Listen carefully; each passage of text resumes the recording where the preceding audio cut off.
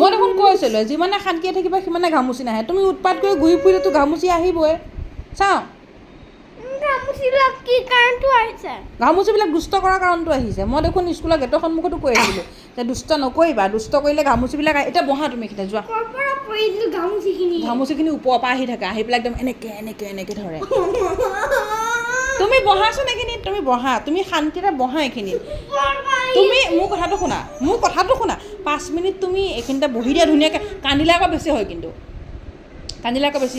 তুমি 5 মিনিট শান্তিৰে বহি দিয়া তোমাৰ পিঠিৰ পৰা ঘামুচি নাইকিয়া হৈ যাব এই মই দেখোন কৈছিলোঁৱেই মই তোমাক স্কুলৰ ওচৰত কৈ থোৱা নাছিলোঁ যে তুমি দুষ্ট নকৰিবা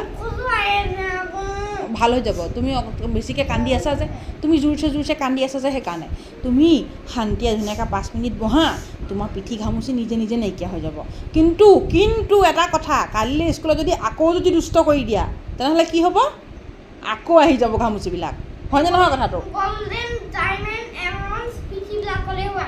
চব আহি যাব এতিয়া একো কৰিব নালাগে এতিয়া তুমি কান্দাটো বন্ধ কৰা হ'বনে গুড বয় হয়নে তুমি চাওঁ মুখখন চাওঁ কান্দিছে নেকি না এই গুড বয় হাঁহি দিয়া